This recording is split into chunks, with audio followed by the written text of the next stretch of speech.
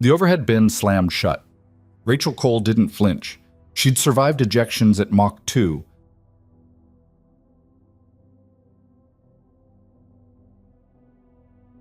Turbulence at 30,000 feet barely registered. Around her, first-class passengers settled into their premium leather with the practiced ease of people who'd never questioned whether they belonged. Rachel pulled her faded navy hoodie tighter and sank into 12F, watching their eyes slide past her like she was part of the upholstery.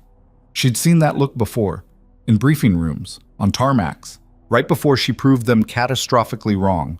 The businessman in 11E smirked at his colleague.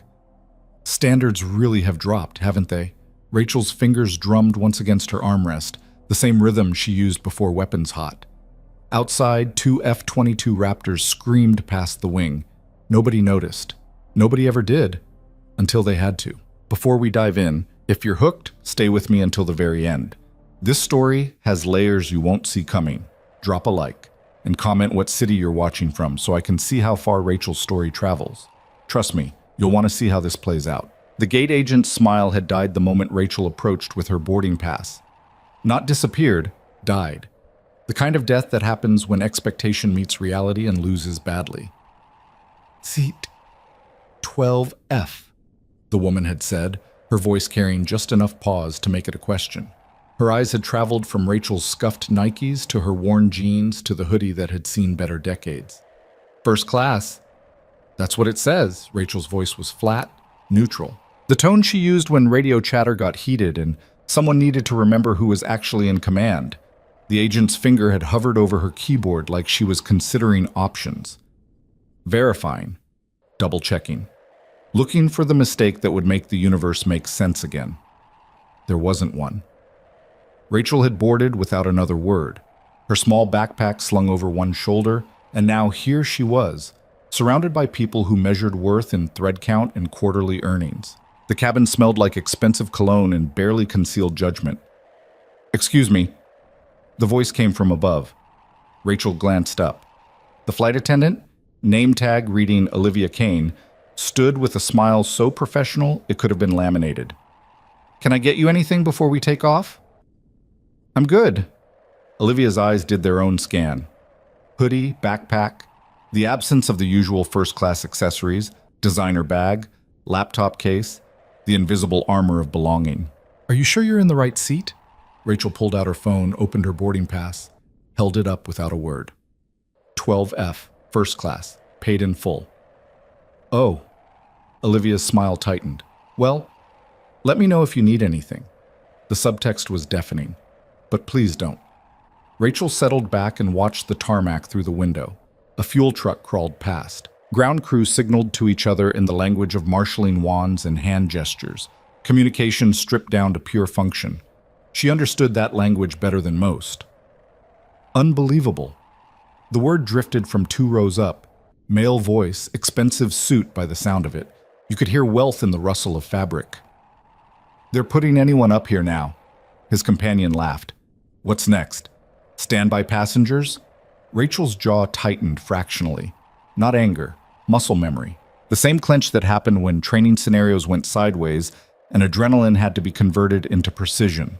She'd been underestimated before, by instructors who thought women didn't belong in fighter cockpits, by commanding officers who'd questioned her scores, by enemy combatants who'd made the fatal mistake of assuming the call sign Midnight Viper belonged to someone bigger, louder, more obvious. They'd all learned. These people would too, eventually. The plane began to fill. More suits, more designer luggage, more glances that bounced off Rachel like radar off stealth coding. She pulled out a worn paperback, Tom Clancy, ironically, and pretended to read while her peripheral vision tracked every movement in the cabin. Old habits, good habits. "I'm just saying," the businessman in 11E continued, louder now. "There's premium, and then there's premium. Some people just don't understand the difference." His friend, 11D by the sound of it, made an agreeable noise. "It's about standards." Rachel turned a page she hadn't read. The Boeing's engines began their spool up, that distinctive whine building from whisper to roar. The sound triggered something in her chest. Not fear, but recognition. Different engines, same physics, same fundamental relationship between thrust and gravity, power and surrender. She'd trusted her life to engines like these. Different model, same faith. The captain's voice crackled through the PA system. "Ladies and gentlemen, this is Captain Morris. We've been cleared for an immediate departure. Flight time to our destination will be approximately 2 hours. We'll be cruising at 35,000 feet with some expected turbulence over." The rest faded into background noise. Rachel had heard versions of this speech 1,000 times. Weather, altitude, time. Variables that mattered when you were planning an intercept, but meant nothing when you were just a passenger. Except she was never just a passenger. The plane pushed back, taxied. The world outside the window began to move with increasing purpose. "Ma'am?" Olivia appeared again, her smile strained. "Your bag needs to be fully under the seat." Rachel glanced at her backpack. It was under the seat. Had been since she'd sat down. "It's fine," she said quietly. "Airline regulations require—" "It's under the seat." Rachel's eyes didn't leave the window. Her voice didn't rise. Didn't need to. Olivia hesitated. Something in Rachel's stillness communicated more than words could. The flight attendant nodded once and moved away, her professional mask slipping just enough to show confusion underneath. The businessman in 11E leaned into the aisle. Rachel could see him in her peripheral vision, mid-40s, gray at the temples, the kind of tan that came from country club weekends. "Some people," he said, not quite to her but definitely about her, "need to learn there's a difference between buying a seat and earning one." Rachel's fingers stopped drumming. The plane turned onto the runway. Engines built to full power. That moment of suspension, wheels still touching earth but thrust promising sky. The transition point. The commitment. She knew this moment intimately, had lived it from the other side of the cockpit door, the calculations, the decision tree, the point of no return. The 737 accelerated. Pushed back into her seat, Rachel felt the familiar compression of G-forces that never really left your body once you'd experienced them at combat intensity. This was gentle. Barely 1G. But her muscles remembered more. Rotation. Liftoff. The gentle bank as Captain Morris turned toward their heading. Below, the city fell away. Became abstract. Patterns and geometry instead of streets and lives. Rachel had seen cities from this angle before, usually through a HUD, usually with different intentions. Champagne? Olivia was making her rounds, the service cart gleaming with bottles and crystal. The businessman in 11E took one without looking up from his phone. His friend did the same. When Olivia reached Rachel's row, her hand hesitated over the bottles. "Would you like—" "Water's fine. We have Perrier, San Pellegrino, tap water." Olivia's expression flickered, not quite contempt, not quite pity. Somewhere in between where judgment lives when it thinks it's being kind. She returned with a plastic cup of water. The businessman had crystal. Rachel didn't react. Reactions were ammunition. You didn't give ammunition to people who hadn't earned it. She sipped her water and watched clouds build over the wing, cumulus, building vertically. The kind that could hide threats or provide cover, depending on which side you were on. "So I told him," the businessman was saying, voice carrying easily in the steady drone of cruising altitude. "Either you're committed to excellence or you're not. There's no middle ground. Some people just don't have it in them." "Truth," his friend agreed. "You can always tell. It's in how they carry themselves, how they present." Rachel's hoodie was 15 years old. Navy issue. The N in Navy had mostly worn away. The zipper stuck at the halfway point and had since 2015. She'd been wearing it the day she'd flown her first solo in an F/A-18. The day she'd made her first carrier landing. The day she'd earned her call sign. It was the most expensive thing she owned, measured in the currency that actually mattered. The seatbelt sign chimed off. Around the cabin, passengers shifted, stretched, reached for laptops and tablets, and the business of looking busy. Rachel stayed still. "Excuse me." The voice was new, female, from the row ahead. Rachel glanced up. A woman in her 30s, platinum blonde, diamond earrings that caught the cabin light like targeting lasers. "Yes?" I couldn't help but notice. The woman's smile was practiced, veneer perfect. "Are you traveling for work or pleasure?" The question was innocent. The delivery wasn't. This was reconnaissance, intel gathering. Work, Rachel said. Oh? What field? Aviation. The woman's smile widened. Oh, how nice. Are you a flight attendant?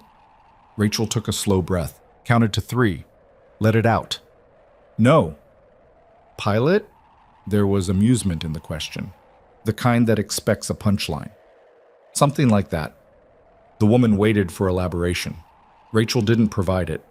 After a moment that stretched just long enough to become uncomfortable, the woman's smile locked in place and she turned back around. Rachel returned to her book, didn't read, watched the words and thought about the desert, about night operations, about the specific quality of darkness at 40,000 feet when you're hunting something that's hunting you back. She's probably one of those private pilot types, the businessman said, not bothering to lower his voice. Thinks a Cessna license makes her maverick. Laughter, multiple sources. Rachel's thumb marked her place in the book. She didn't close it, didn't look up. Just held her position and waited. Waited like she'd waited in hostile airspace. Waited like she'd waited for target lock. Waited for the moment when patience converted to action and silence became violence. Not yet. The flight attendant call button chimed somewhere behind her. Olivia's voice drifted forward, professional and smooth. Normal service, normal flight. Nothing normal about it. Rachel could feel the shift happening, subtle, like air pressure changing before a storm. The cabin wasn't aware yet, too busy with their certainties, their assumptions, their comfortable stories about who belonged and who didn't. She checked her watch, an old Casio, digital, indestructible, the kind you wore when expensive watches became shrapnel. 90 minutes to destination. Outside, the clouds had thickened. The wing cut through them like a blade, leaving turbulent wakes that dissipated into nothing. Physics. Action and reaction. Every force creating its equal and opposite. The businessman stood, stretched, headed toward the lavatory.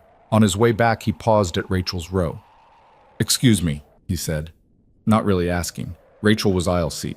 She'd have to move. She stood smoothly, stepped into the aisle, gave him room. He squeezed past, closer than necessary. "Thanks, sweetheart." Rachel's fist clenched once, released. He didn't notice. Already settling back into 11E, already forgetting she existed. Muscle memory wanted response. Training demanded patience. Training won. She sat back down. The book remained open. Her eyes tracked words. Her mind tracked time. 75 minutes. The pilot's voice returned, crackling with slight static. "Folks, we're going to be making a slight deviation to our flight path. We've been requested to make a brief stop at Edwards Air Force Base for priority passenger connection. Should only add about 20 minutes to our total flight time. We apologize for any inconvenience." The cabin erupted in mutters. Complaints. Schedules disrupted. Meetings delayed. The minor apocalypse of inconvenience. Rachel didn't react. "Edwards." Her fingers stopped their drumming entirely. "Are you kidding me?" The businessman's voice rose above the others. "I have a meeting at 3. This is completely unacceptable." His friend joined in. "Can they even do that? Isn't there a regulation against—" Olivia appeared, hands raised in placation. "I understand your frustration. The captain has been in contact with the base. This is a federal priority request. We don't have a choice." "Unbelievable," the platinum blonde said. "What kind of priority?" Olivia's professional smile was wearing thin. "I wasn't informed of the details." "Probably some general's golf clubs," the businessman muttered. "Military privilege, typical." Rachel's jaw tightened again. Different muscles this time, the ones that dealt with disrespect. She'd earned her rank, her clearance, her right to every resource she'd ever called on. She'd paid in ways these people couldn't begin to calculate. Blood, sweat, friends who didn't make it home. Skills honed until they were sharper than the aircraft she flew. But she didn't say any of that. Words were ammunition. The plane began its descent, the distinctive sensation of falling while staying level. Air brakes engaging, landing gear deploying with a hydraulic thunk that vibrated through the fuselage. Rachel watched the landscape change outside her window. Desert, tan and brown stretching to horizons that shimmered with heat, even from altitude. Dry lake beds that had served as runways since before jets existed. Home territory. The businessman leaned toward his friend. $20 says this is all for some colonel's kid flying home from college. Sucker bet, the friend replied. Probably just cargo. The plane touched down, smooth, professional. Captain Morris knew his craft. The engines reversed thrust. Deceleration pressed Rachel forward against her belt. Through the window, the base materialized. Hangars like massive shadows against the desert sun. Aircraft parked in precise rows, fighters, trainers, test beds, things the civilian world didn't have names for yet. And there, on the tarmac, barely visible in the heat shimmer, Rachel's breath caught. 4 F-22 Raptors, full combat configuration, parked in perfect formation.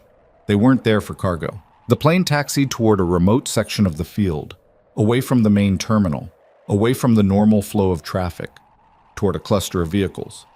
Black SUVs, a Humvee. Personnel in uniform gathering like pieces on a chessboard, waiting for the next move. The businessman was getting agitated. This is ridiculous. Who do they think they are? Olivia appeared at the front of the cabin. Ladies and gentlemen, we're going to be stationary for a few minutes. Please remain in your seats with your seatbelts fastened. For what? Someone called out. Olivia didn't answer. Couldn't, probably. She moved toward the cabin door as the plane rolled to a complete stop. The engine spooled down to idle, that distinctive whine dropping to a rumble. Outside, the heat made the air visible, rippling, distorting. Rachel's heart rate hadn't changed. 60 beats per minute, the same rate she maintained in the box, in the fight, when milliseconds mattered and panic meant death. The cabin door opened, bootsteps on the air stairs, heavy, purposeful, military. The businessman turned to watch. Everyone did. Even the platinum blonde craned her neck. A figure appeared in the doorway. Male, 30s. Air Force dress blues with ribbons that told a story of deployments and distinctions. Major's insignia on his shoulders. His eyes swept the cabin once, stopped on Rachel. Miss Cole? The cabin went silent. Rachel met his gaze. Major. He stepped fully into the aircraft. Behind him, 2 more uniforms. Security, protocol. I'm Major Daniel Hayes, Edwards Air Operations. His voice carried the particular authority of someone used to being obeyed without question. Ma'am, I need to confirm your identity. Are you call sign Shadowhawk? Wrong call sign. Rachel's expression didn't change. You have the wrong aircraft, Major. Hayes blinked, consulted a tablet his aide handed him, frowned. My apologies. He looked up again. Call sign Midnight Viper? The businessman in 11E started laughing. Couldn't help himself. Midnight Viper? Seriously? Is this some kind of... Hayes' head turned. His expression didn't change. Didn't have to. The laughter died. Rachel stood, slowly, deliberately. Every eye in the cabin tracked her movement. Confirmed, she said. Hayes straightened. Ma'am, you're requested on the tarmac immediately. Priority 1. Reason? You're cleared. That's all I can say here. His eyes flicked meaningfully around the cabin. Civilians. Uncleared. Security risk. Rachel understood. She'd been living in that world since before Hayes made lieutenant. She reached for her backpack. Wait. The platinum blonde stood. Who are you? What is this? Rachel slung her pack over one shoulder, stepped into the aisle. This is insane, the businessman said. She's in a hoodie. This has to be some kind of mistake. Rachel walked past him, didn't look, didn't need to. Hayes fell into step beside her. His security detail bracketed them. Protocol, SOP. As they reached the cabin door, Olivia stood pressed against the galley wall, eyes wide, professional mask completely gone. Rachel paused. Just for a second, met the flight attendant's eyes. The water was fine, she said quietly. Thanks. Then she descended the stairs into the white-hot Nevada sun. The heat hit like a physical force, 110 degrees easy. The kind of heat that made thoughts sluggish if you weren't used to it. Rachel was used to it. Her boots hit the tarmac. The surface radiated enough heat to see in waves. Across the concrete, the formation waited. 8 pilots, full flight suits, helmets tucked under arms. They saw her coming. As one, they snapped to attention, Hands rose in perfect salute. Behind Rachel, through the open cabin door, someone gasped. Hayes stepped forward, his voice carrying across the tarmac. Lieutenant Colonel Rachel Cole, call sign Midnight Viper. He turned to the formation. Commanding Officer, 422nd Test and Evaluation Squadron. The salutes held, Rachel returned them. Clean, crisp, muscle memory from 1,000 similar moments. At ease, she said. The formation relaxed. Faces broke into grins. These were her people. Her squadron. Colonel? A familiar voice. Captain Sarah Chen stepped forward, carrying a flight suit. Thought you might need this. Rachel took it, felt the familiar weight. The patches. The name tape. Cole. Above it, embroidered in gold, Midnight Viper. Brief me, Rachel said, already moving toward the nearest hangar. What's the situation? Multiple UAV contacts, Chen reported, falling into step.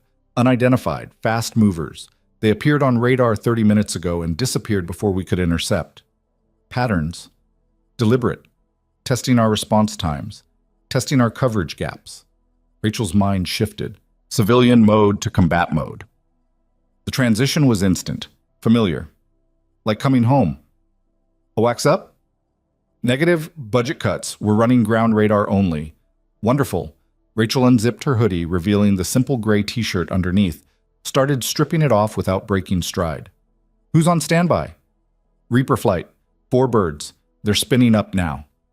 Behind them, back at the 737, Rachel knew passengers were pressed against windows, watching, trying to understand what they were seeing.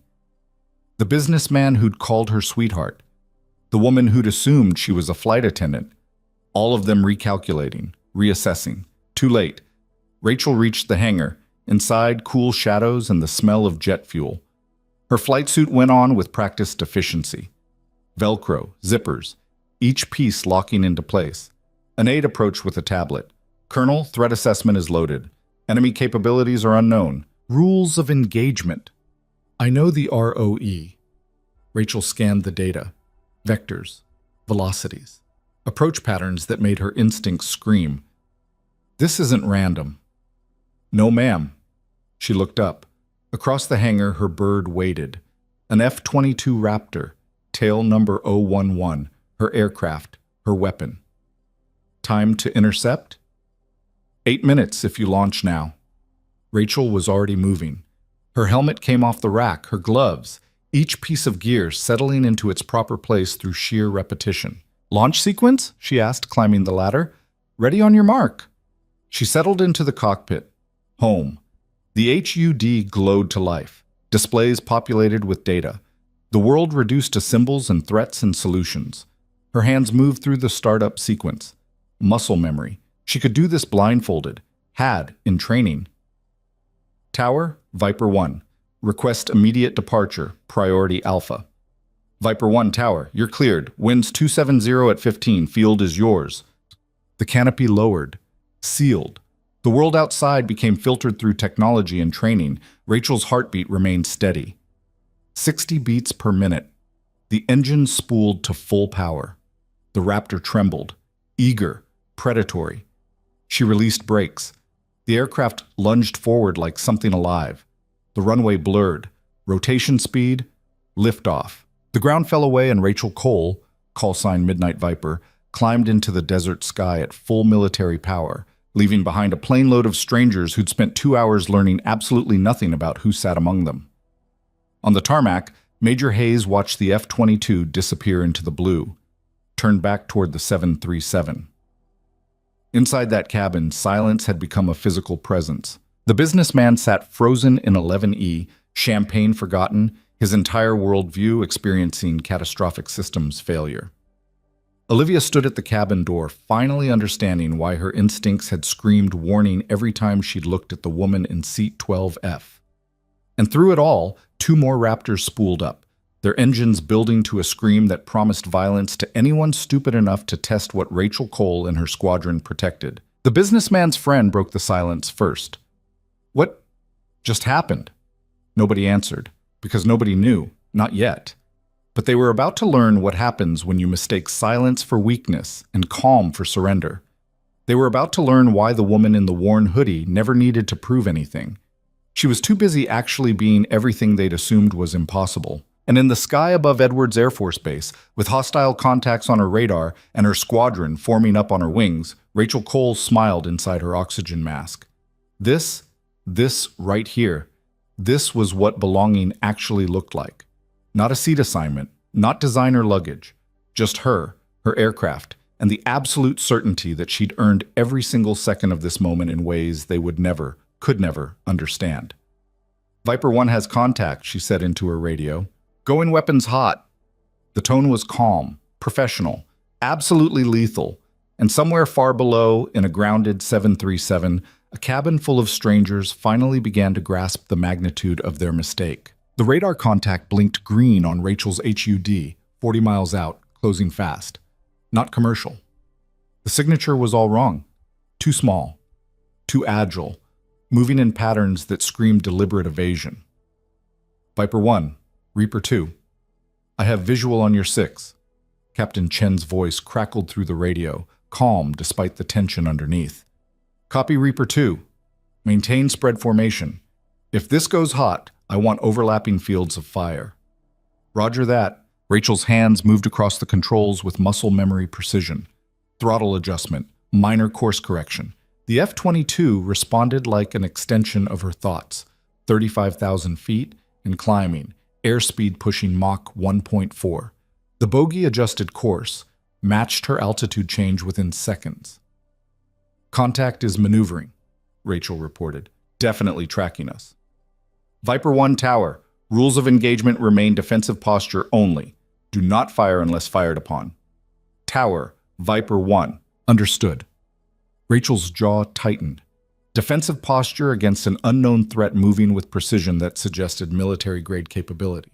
Fantastic. The distance closed. 30 miles. 25.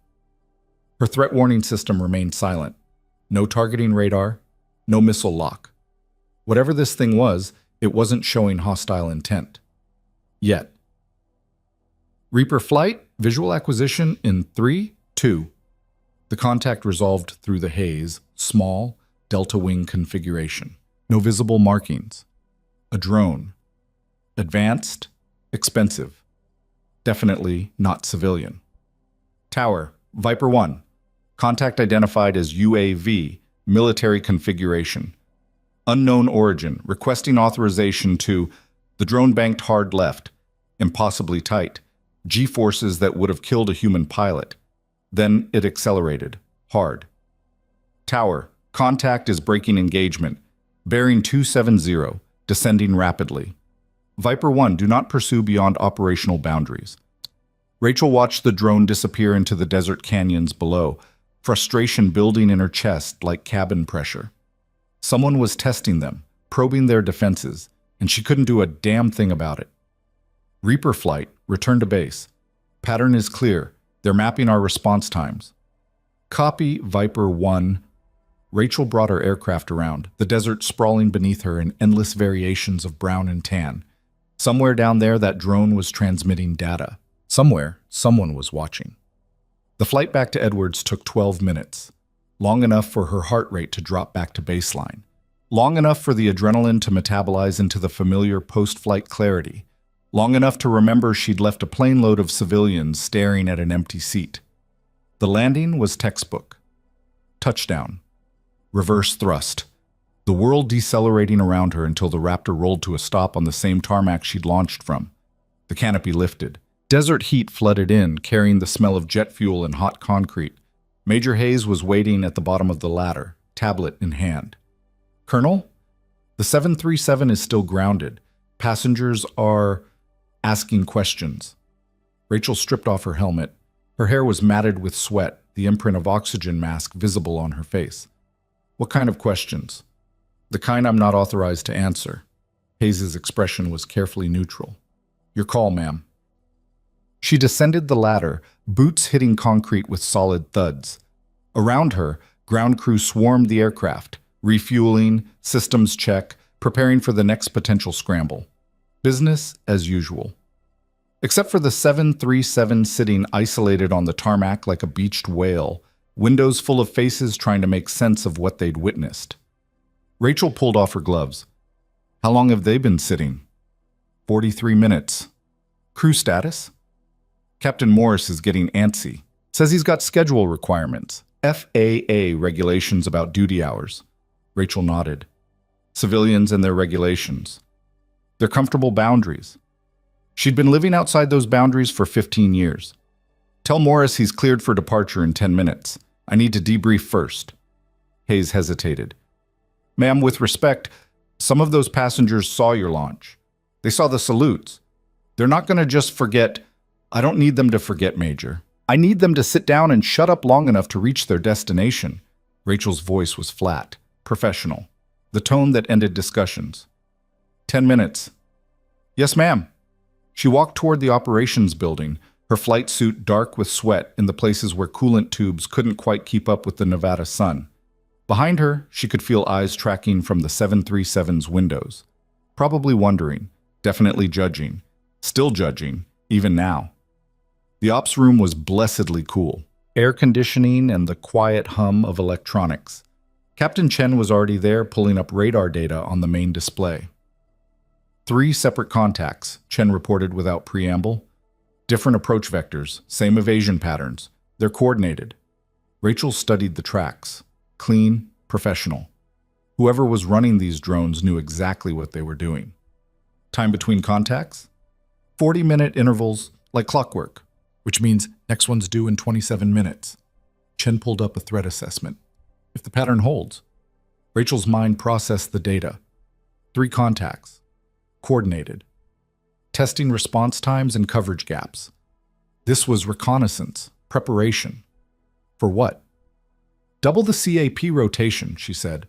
I want birds in the air continuously. If these bastards come back, I want 0 response delay.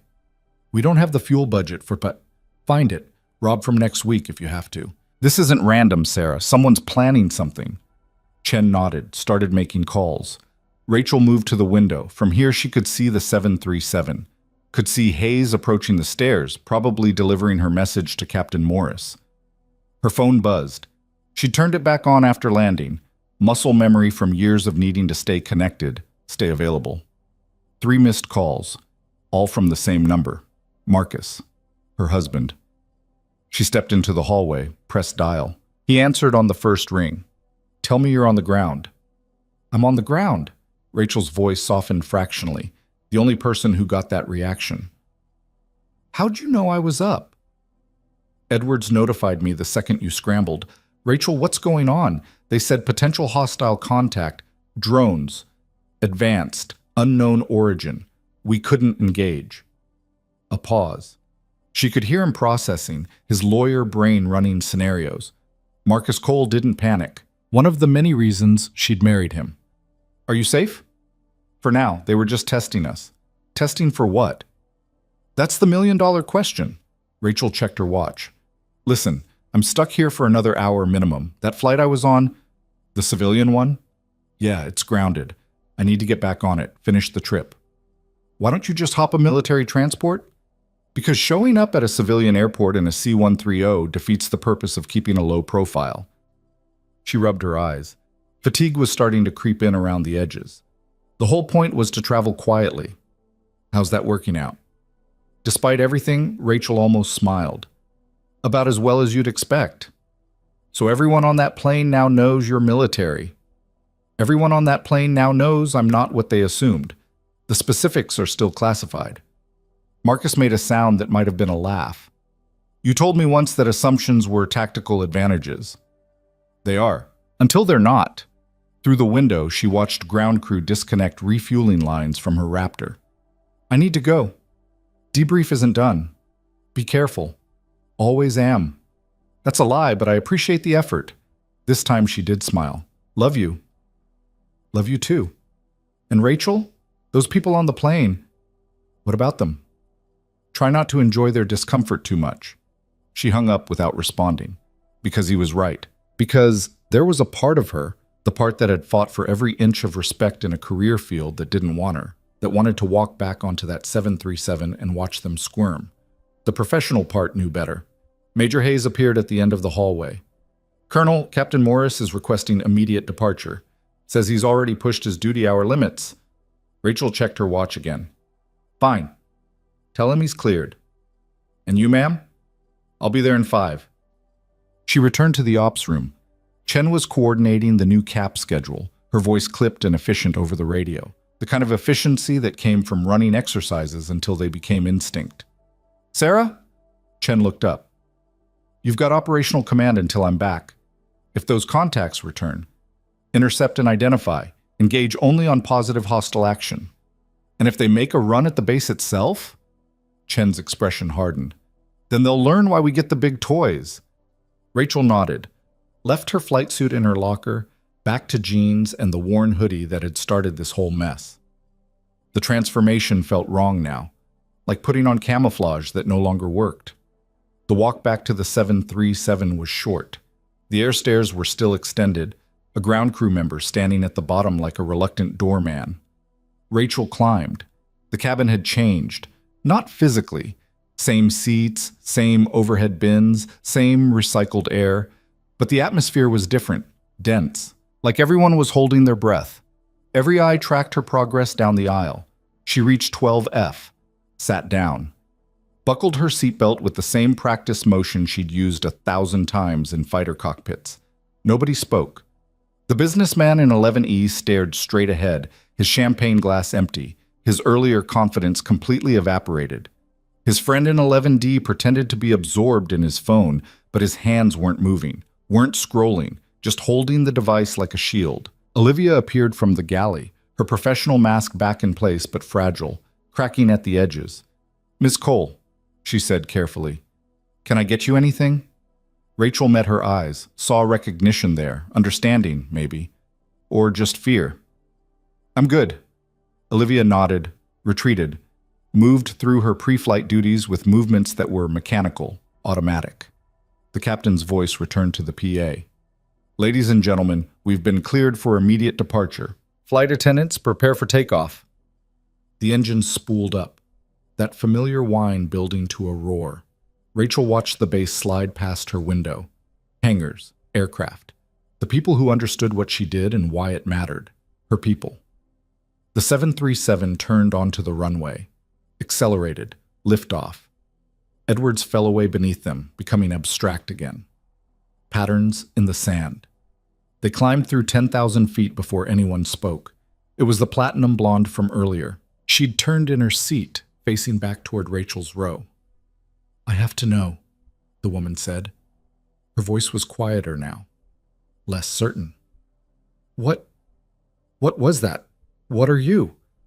Rachel considered not answering, considered maintaining the silence that had served her well for the past hour. But Marcus's words echoed. "Try not to enjoy their discomfort too much." "I'm a pilot," she said simply. "But those jets, the salutes, you're military." "Yes." "What rank?" Rachel's eyes stayed on the window, on the clouds building over the wing. "Lieutenant Colonel." A ripple moved through the cabin, not quite gasps, more like the collective sound of people recalculating everything they'd assumed. The businessman in 11E finally turned. His face was pale. "I called you.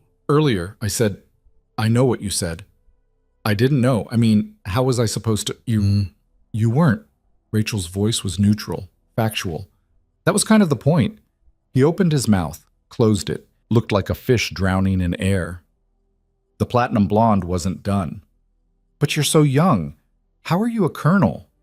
Rachel finally looked at her, really looked, saw the genuine confusion there, mixed with something that might have been respect or might have been fear. Hard to tell. 15 years of service, combat deployments, test pilot school, being better than good enough. She paused, and not giving a damn what people think about my hoodie. Silence. Then from somewhere in the back, "Holy shit!" Rachel almost smiled. Almost. Olivia appeared again, this time without the pretense of service. She stopped in the aisle, one hand on the seat back for balance. "I owe you an apology," the flight attendant said. "No, you don't." "I do. I made assumptions. I treated you like everyone else did." Rachel's tone wasn't cruel, just honest. "You're not unique in that. Still, I'm sorry. Rachel nodded. Acceptance without absolution. Noted. The seatbelt sign chimed off. The cabin relaxed fractionally, though the tension remained like static electricity before a storm. The businessman's friend leaned into the aisle. Can I ask, what were you doing? Back there at the base? My job. Which is? Classified. Come on, we saw you launch. We saw the whole thing. Rachel's eyes shifted to him, cold, precise. The look she gave enemy contacts when deciding whether to engage. You saw an F-22 take off. That's it. Everything else is above your pay grade. He flinched, actually flinched. Someone else spoke up. A man Rachel hadn't noticed before, seated across the aisle. Older, gray hair. Something in his bearing suggested military background. Test pilot? He asked. Rachel studied him, saw the recognition in his eyes, the understanding. Among other things, he nodded, didn't press. Knew better. The platinum blonde was still processing. So when you said you worked in aviation, I wasn't lying. But you let us think. I let you think whatever you wanted to think. That's on you, not me. Rachel pulled out her book again. Same page she'd been on for the past 2 hours. I don't owe strangers my resume. The woman sat back, looking stunned. The cabin fell into an uncomfortable quiet. Not the casual silence of normal flight, but the loaded quiet of people realizing they'd badly misjudged something important. Rachel tried to read. The words still wouldn't focus. Her mind kept drifting back to those drones, the patterns, the precision. Someone was planning something, and she had no idea what. Her phone buzzed, text message, from a number she didn't recognize. Unknown contact confirmed Chinese origin. Satellite imaging shows 3 more operating from mobile launchers. Details classified. Return to base ASAP. Rachel's jaw tightened. Chinese. That complicated things. Changed the threat assessment from concerning to critical. She texted back, ETA 90 minutes. Brief my XO. Full defensive posture. The response was immediate. Already done. Watch your 6, Colonel. Rachel pocketed her phone, stared out the window at clouds that suddenly seemed less peaceful and more like cover for threats she couldn't see. Everything okay? The older man across the aisle. Quiet voice, concerned. Fine. You look like someone just told you the world's ending. Just work. Rachel forced her shoulders to relax. Always work. He nodded knowingly. I did 25 years Air Force, cargo mostly, but I recognize that look. Something's wrong.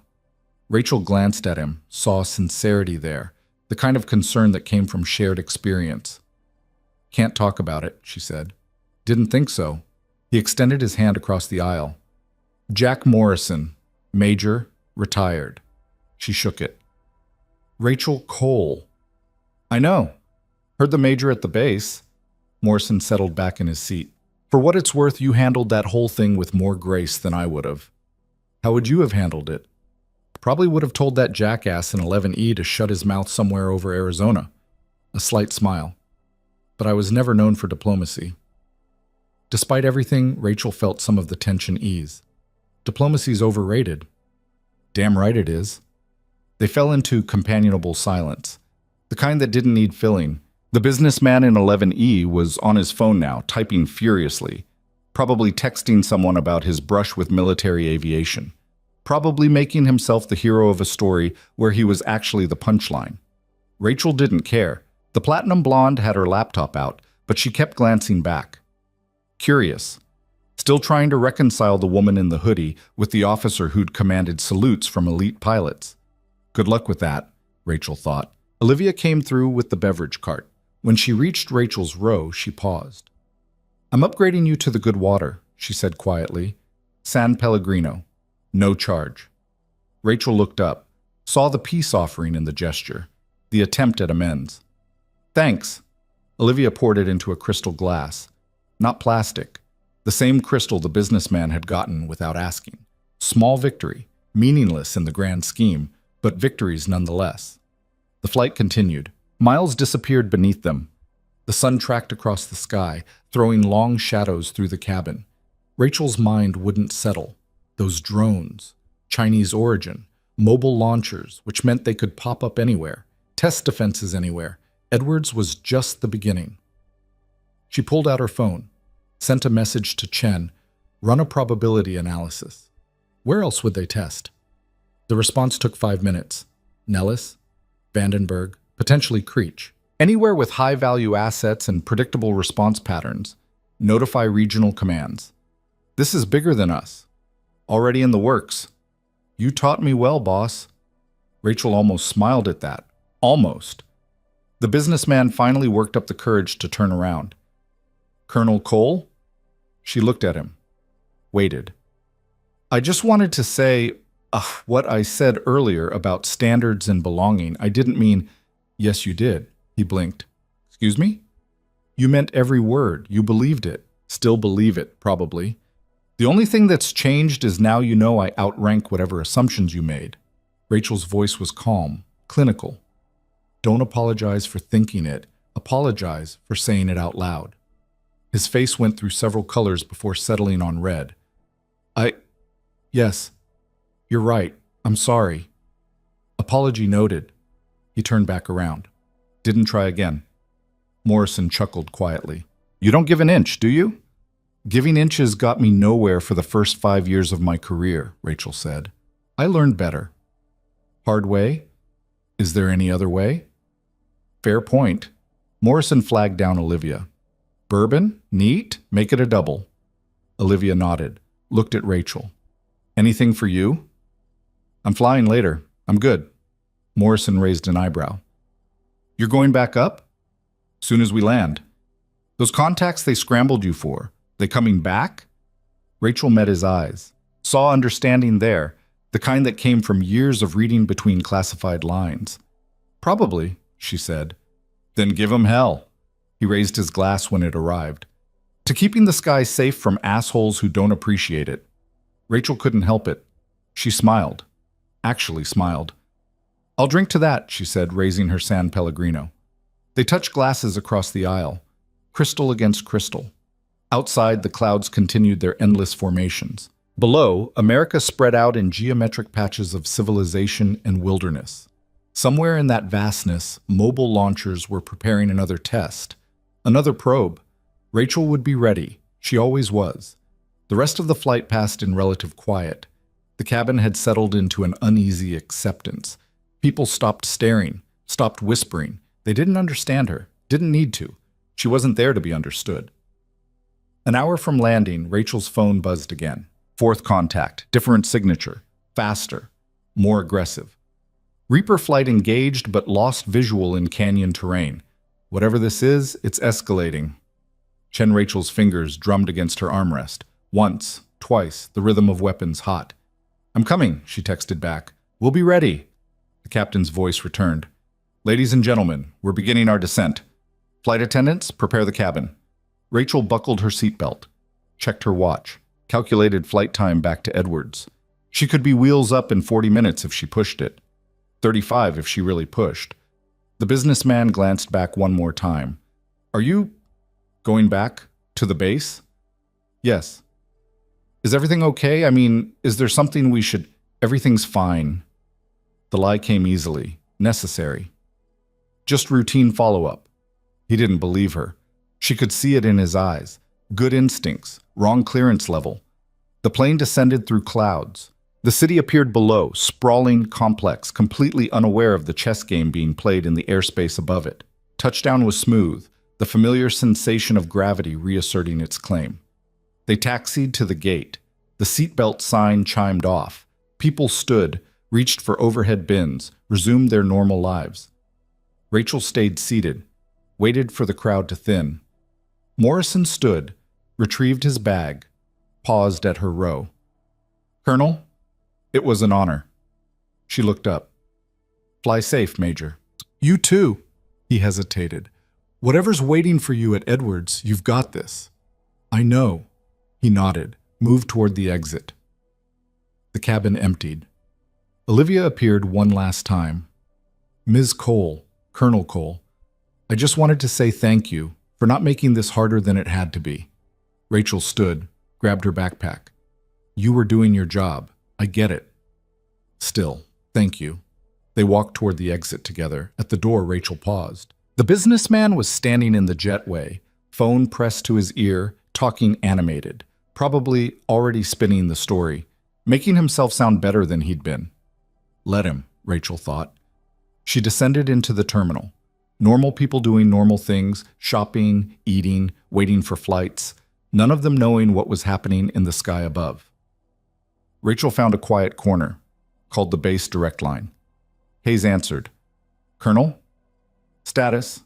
Contact 4 disappeared 20 minutes ago. No sign since. But we're picking up radar ghosts at the edge of our coverage. They're still out there. I need immediate transport. Military flight if available, civilian if not. Already arranged. C-130 departing Miramar in 40 minutes.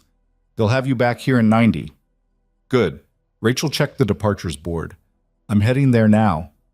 Colonel, these contacts, they're not just testing anymore. That last one made a run at our perimeter, broke off at the last second. Rachel's blood went cold. Deliberate provocation. That's our assessment. Which means they want us to engage, want us to show our full capabilities. Or they're preparing for something bigger. Both options were bad. One was catastrophic. Double the CAP again. I want continuous coverage, overlapping fields of fire. If they come back, we light them up. No, we track them, follow them back to source if possible. I want to know who's running this operation. A pause. That's going to require authorization above my pay grade. Then get it. I'm on my way. She hung up. Started walking toward ground transportation. Behind her, the terminal continued its normal chaos. People living lives where the biggest threat was a delayed flight or lost luggage. Rachel envied them, just a little, just for a second. Then she stepped outside into the California sun and flagged down a taxi to Miramar. She had drones to hunt. And somewhere out in the desert, an enemy she couldn't see was making moves she didn't understand. Yet. The C-130's cargo base smelled like hydraulic fluid and decades of military operations. Rachel sat on the web seating, her backpack wedged between her boots, watching California disappear through the small porthole window. The loadmaster, a kid who looked barely old enough to shave, kept glancing at her like she was going to sprout wings. Ma'am, can I get you anything? He asked for the third time. I'm good. Coffee, water. We've got MREs if all... I said, I'm good. Airman? He nodded quickly, retreated to the front of the bay where he couldn't make eye contact. Rachel closed her eyes, tried to quiet her mind. Failed. Those drones weren't random. The patterns were too deliberate, the timing too precise. Someone was orchestrating this, testing American response capabilities with the kind of patience that suggested long-term planning, which meant this wasn't just reconnaissance. This was preparation. Her phone buzzed. Signal was spotty at altitude, but texts were getting through. Contact 5, multiple signatures. They're not even trying to hide anymore. Chen Rachel's eyes snapped open. She typed back, how many? 7 confirmed. Different configurations. Some we've never seen before. ROE? Status? Still defensive only. Command is dragging their feet on authorization. Rachel's fingers tightened around her phone. Defensive posture against an escalating threat. Typical bureaucratic paralysis. She stood, moved to the front of the cargo bay where the crew chief was monitoring communications. I need encrypted SATCOM, priority channel to Edwards Air Operations. The crew chief looked up, saw her rank insignia. Yes, ma'am. Give me 2 minutes. He worked quickly, established the connection, handed her a headset. Edwards Ops, this is Colonel Cole. Patch me through to Major Hayes. Static. Then, Colonel, Hayes here. I'm hearing 7 contacts. Confirm. Confirmed. They appeared 15 minutes ago. Different approach vectors. More aggressive flight patterns. And we're still on defensive posture? A pause. Command is concerned about international incident. These are definitely Chinese platforms. If we don't engage, we're giving them free rein to map every inch of our airspace. Rachel's voice was tight, controlled. What's your tactical assessment? Honestly, they're baiting us, waiting to see what we'll do. Then we don't take the bait. We follow them. Track them back to wherever they're launching from. That would require, I know what it requires. Get me authorization for pursuit beyond normal operational boundaries. I want to know where these things are coming from. Colonel, that's going to take time. The chain of command, then start climbing it. Now. Rachel checked her watch. I'm wheels down in 45 minutes. Have my bird prepped and ready. Yes, ma'am. She handed the headset back to the crew chief, returned to her seat. The loadmaster was watching again. Everything okay, ma'am? Fine. You seem tense. Rachel looked at him. Really looked. Saw genuine concern there, not just protocol. How old are you, airman? 22, ma'am. You ever been in combat? No, ma'am. This is my first deployment stateside. Good. Let's keep it that way. She settled back against the bulkhead. And stop asking if I need anything. If I need something, I'll tell you. Yes, ma'am. The C-130 droned on, the distinctive sound of turboprops fighting against physics and winning through sheer mechanical stubbornness. Rachel's mind wouldn't settle. 7 drones. Multiple configurations. This was beyond testing. This was a show of force or a distraction. That thought hit like a missile lock warning. What if the drones weren't the real threat? What if they were meant to pull resources, to concentrate defensive assets in one area while something else happened somewhere else? She grabbed her phone, texted Chen, run threat assessment on other installations, check for anomalous activity anywhere within 200 miles of Edwards. The response took 3 minutes. Nothing on radar, but we're picking up increased encrypted communications traffic on known Chinese military frequencies. Coordinated operation? Possible. Intelligence is analyzing now. Rachel stared at her phone, pieces of a puzzle she couldn't quite see the shape of yet. The C-130 began its descent, that distinctive sensation of falling while staying level. The loadmaster moved through the bay, checking tie-downs and preparing for landing. Through the porthole, Rachel could see the desert, the same endless tan and brown that had been there this morning. That would be there tomorrow, unchanging, eternal, unlike everything else. Touchdown was rough. The C-130 wasn't built for comfort. It hit the runway like it had a grudge against gravity. The cargo ramp lowered before they'd fully stopped. Heat and light flooded in. Rachel was moving before the loadmaster could unhook the safety netting. Down the ramp, boots on tarmac. A Humvee was waiting, Hayes in the passenger seat. Colonel. He barely waited for her to climb in before signaling the driver. Situation's deteriorated. We've got 9 contacts now. They're forming a perimeter around the base.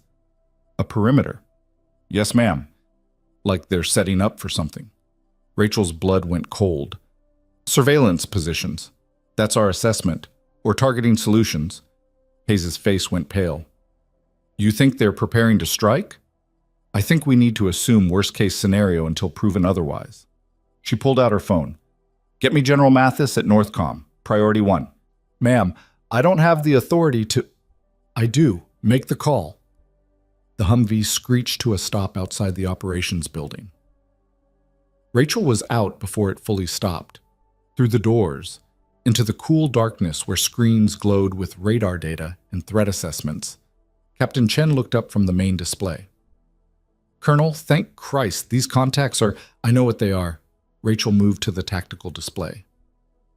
9 blips, arranged in an almost perfect circle around Edwards. How long have they held this formation? 12 minutes. Altitude? Varying, between 15,000 and 25,000 feet. They're using cloud cover. Rachel studied the pattern. Professional, disciplined. This wasn't testing anymore. This was a statement. Hayes appeared at her elbow. General Mathis is on secure line. He's not happy. Rachel took the handset. General? Colonel Cole. The voice was gravelly, authoritative. Major Hayes tells me you're requesting authorization for offensive engagement against foreign aircraft in U.S. airspace. Not offensive, sir. Pursuit and identification. We need to know where these platforms are launching from. And if pursuit leads to engagement, then we engage. Rachel's voice was flat. Final.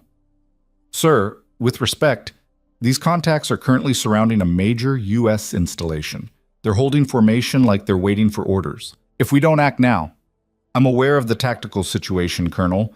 I'm also aware of the diplomatic situation. The State Department is already screaming about international incidents. Then they should have thought about that before someone flew military drones into our airspace. A pause.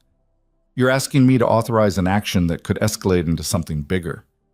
I'm asking you to authorize me to defend U.S. assets and personnel. That's my job. That's our job.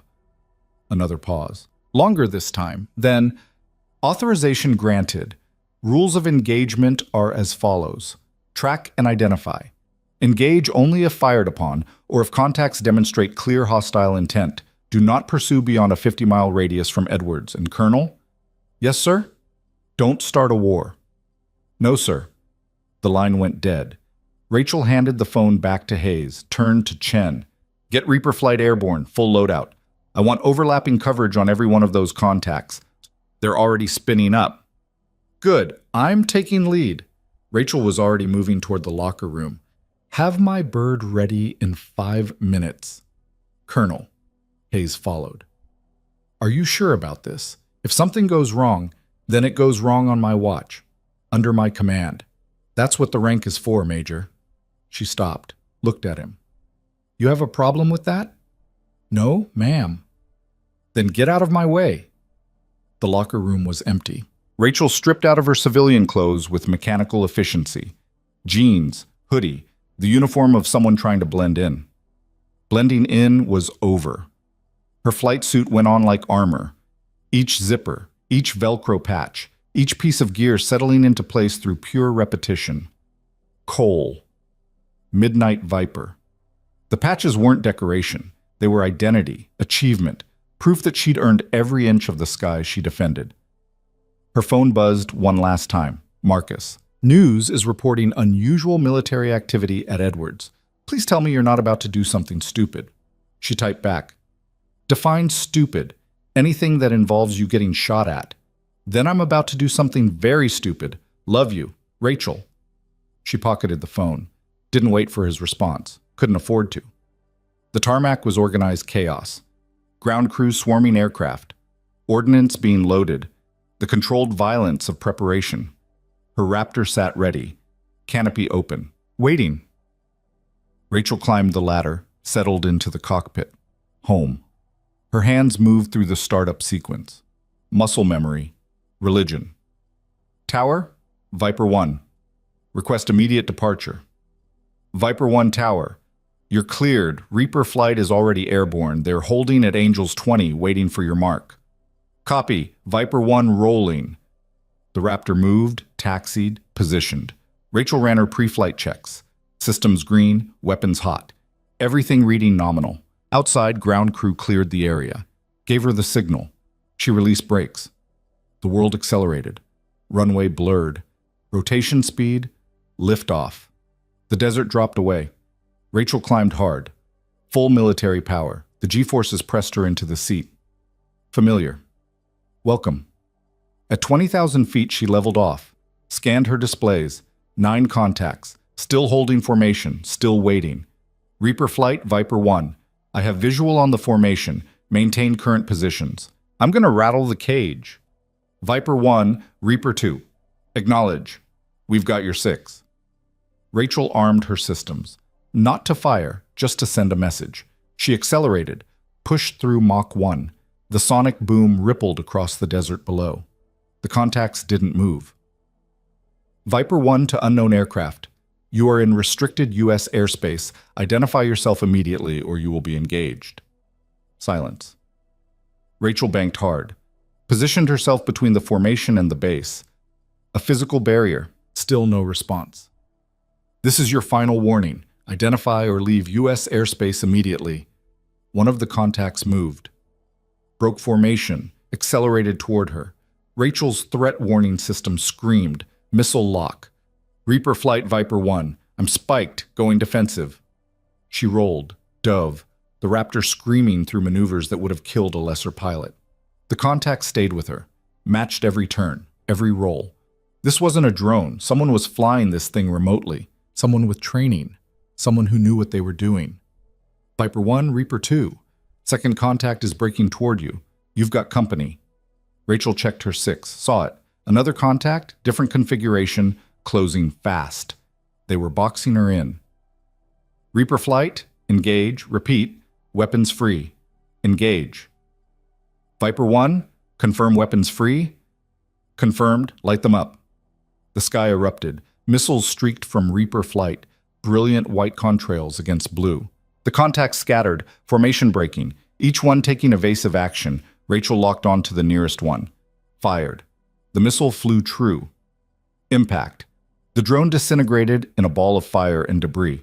Splash 1, she reported. Reaper flight, status. Reaper 2, Splash 1. Reaper 3, tracking. Reaper 4, engaged. Rachel banked hard, searching for her next target. Found it. Another drone, this one larger. Different configuration. She fired again. Miss. The drone rolled, impossibly tight, then accelerated, straight up. Rachel followed, climbing, her engines screaming, G-forces building. The drone leveled at 40,000 feet, held position. Rachel closed the distance, got a lock. Her finger tensed on the trigger. Then her radio crackled. Different frequency. Not her squadron. A voice. Male. Accented. Chinese. Lieutenant Colonel Cole, call sign Midnight Viper, we've been waiting for you. Rachel's blood froze. Identify yourself. That's not important. What's important is that you understand the message we're sending. The message is you've violated U.S. airspace. The response is, we're shooting you down. A laugh. Cold. You've destroyed 3 drones. We have 40 more ready to launch. This was never about the drones, Colonel. This was about showing you that we can reach you. Anywhere, anytime. Is that a threat? It's a fact. Your defenses are impressive, but they have gaps. We've mapped them all. Rachel's mind raced. This was intelligence gathering, real-time assessment of U.S. capabilities, and she'd just given them exactly what they wanted. Viper 1, Reaper flight. Remaining contacts are withdrawing. They're leaving U.S. airspace. Rachel watched her radar. The contacts were moving, breaking off, heading east. Let them go, she said. Colonel? Chen's voice on the command frequency. We have clear shots. We can... I said let them go. They got what they came for. The contacts disappeared from radar, one by one, until her screen was clear. Rachel circled, scanning, waiting for the next move. It didn't come. Viper 1 tower, you're cleared to RTB. Return to base, stand down. Mission complete. Except it wasn't complete. It was just beginning. Rachel descended. The adrenaline was starting to metabolize, leaving behind the familiar crash. The post-combat clarity that made everything sharp and terrible. Landing was automatic. Muscle memory. The Raptor touched down smooth. Rolled to a stop. Ground crew swarmed, chalking wheels, hooking up power. Rachel sat in the cockpit, hands still on the controls, breathing hard. They'd been played. The drones, the formation, the engagement. All of it designed to make her reveal capabilities, response times, tactics, and she'd done exactly that. Colonel? A voice from below. Hayes. Are you okay? Rachel popped the canopy. Desert heat flooded in. I'm fine. That was incredible. You took down... We walked into a trap, Major. Rachel climbed down the ladder. Her legs were shaky. Post-flight fatigue. They baited us. We bit. Now they have everything they need to plan a real assault. Hayes' face went pale. What do we do? We prepare. We adapt. We make sure next time we're ready. She pulled off her helmet. Her hair was soaked with sweat. Get me a full debrief packet. Everything we learned. Everything they learned. I want analysis on my desk in 2 hours. Yes, ma'am? Rachel walked toward the operations building, each step feeling heavier than the last. Inside, the ops room was quiet. Chen stood at the tactical display, staring at empty radar screens.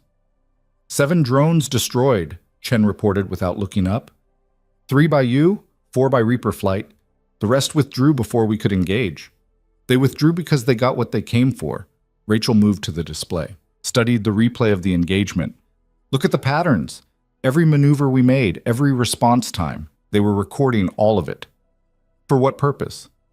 To beat us next time. Rachel's jaw tightened. This wasn't a test, it was a dress rehearsal. Her phone rang, unknown number. She answered anyway. Cole. Colonel. The same voice from the radio. The same accent. Impressive flying. Your reputation is well earned. Rachel's free hand clenched into a fist. Who is this? Someone who appreciates skill, even in an adversary. A pause. Tell me, Colonel, do you know why we chose Edwards? Enlighten me. Because you're there. Midnight Viper. The pilot who shot down 3 enemy aircraft over the South China Sea. The pilot who broke every training record at Top Gun. The pilot who thinks she's untouchable. I don't think I'm untouchable. I just think I'm better than you. Another laugh. We'll see. Today was introduction. Tomorrow will be something else entirely. That another threat? It's a promise. Sleep well, Colonel. What's left of your night, anyway? The line went dead. Rachel lowered the phone, stared at it like it might offer answers. Colonel? Chen's voice was quiet, concerned. What was that? Psychological warfare. Rachel pocketed the phone. They're trying to get in my head. Is it working? Rachel met her XO's eyes, saw the worry there, the fear. No, she lied, because admitting the truth that someone had just proved they could reach her, contact her, threaten her directly would mean admitting vulnerability. And vulnerability got people killed. Get me satellite coverage of the area they withdrew to. I want to know where those drones landed, where they're launching from. That's going to require, I don't care what it requires. Make it happen. Chen nodded, turned to make calls. Rachel walked to the window, stared out at the tarmac, at a Raptor being refueled, rearmed, prepared for the next fight. Because there would be a next fight. The voice on the phone had made that clear. Her reflection stared back at her from the glass. Flight suit, rank insignia, the uniform of someone who'd spent 15 years proving she belonged. And somewhere out in the desert, an enemy she couldn't see was preparing to test whether that proof was enough. Rachel touched the glass, felt the heat radiating through. Tomorrow, she whispered to her reflection. Tomorrow would bring answers, or it would bring war. Either way, she'd be ready. She'd have to be. Because the alternative, failure, defeat, losing the sky she'd fought so hard to defend, wasn't an option, had never been an option, would never be an option. Rachel Cole, call sign Midnight Viper, turned away from the window, walked back to the tactical display where Chen was coordinating satellite coverage. Find them, she said quietly. We will. No. Rachel's voice hardened. Find them now, because if we don't, the next time they show up won't be drones. Chen looked up, understanding dawning. You think they're planning something bigger? I know they are. That phone call wasn't gloating. It was confirmation. They wanted me to know this isn't over. Then we prepare. We do better than prepare. Rachel's eyes fixed on the empty radar screens. We hunt. Outside, the sun was setting over the desert, painting the sky in shades of orange and red. Beautiful. Deceptive. Like everything else. Rachel stood watch. Waited. Planned. Tomorrow would come whether she was ready or not. She intended to be ready. The conference room at 0200 hours felt like a tomb. Fluorescent lights hummed overhead, casting everything in that particular shade of exhausted that only happened deep into a crisis. Rachel sat at the head of the table, still in her flight suit, surrounded by faces that ranged from concerned to openly hostile. General Mathis occupied the screen on the far wall via secure video link. His expression was carved from granite. 7 drones destroyed, he said without preamble. $40 million in ordnance expended. International incident brewing with Beijing, and you're telling me it was all a setup. Rachel met his eyes through the camera. Yes, sir. Explain. They wanted to see our response capability. Time from scramble to engagement, weapons systems, tactics. We gave them a full demonstration. She pulled up the tactical replay on the main screen. Look at the flight patterns. They weren't evading. They were forcing us to show our hand. That's speculation, Colonel. It's analysis based on 15 years of combat experience. Rachel's voice stayed level, professional. Sir, they contacted me directly after the engagement, knew my name, my call sign, details that aren't public record. That got attention. Mathis leaned forward. They contacted you how? Phone call, encrypted line, came through while I was still in the cockpit. She pulled out her phone, set it on the table. I want this analyzed. Trace the signal if possible. Major Hayes picked up the phone. Colonel, if they have your personal number, then they've been planning this for a while. Rachel looked back at the screen. General, this wasn't a probing attack. This was intelligence gathering, and now they have everything they need to plan something bigger. A man in a suit spoke up from the corner. Rachel hadn't noticed him before. Civilian. Probably State Department or CIA. Colonel Cole. I'm David Preston, Deputy Director of National Intelligence. His voice was smooth, political. Your assessment is troubling, but we need to be careful about escalation. The diplomatic repercussions of letting foreign military aircraft violate U.S. airspace? Rachel cut him off. What about those? Preston's smile was tight. The situation is more complex than you realize. Then uncomplex it for me. Colonel! General Mathis's voice carried warning. Rachel didn't back down. Sir, with respect, someone just proved they can penetrate our airspace, engage our aircraft, and walk away with detailed intelligence on our defensive capabilities. That's not complex. That's a problem. Preston straightened his tie. The president is aware of the situation. Diplomatic channels are being explored. We need to give those channels time to... Time? Rachel stood. Couldn't help it. Energy needed somewhere to go. They told me tomorrow would be different. That's not diplomatic language. That's a threat. It could be posturing. Or it could be a warning. She turned to Mathis. General, I need authorization to expand our defensive perimeter. Double the cap coverage. Alert status raised to DEFCON 3 for this sector. That's a significant escalation, Colonel. So is flying military drones in circles around a U.S. Air Force base. Rachel planted her hands on the table. Sir, they're coming back, I guarantee it. And when they do, I want to be ready. Mathis was silent for a long moment.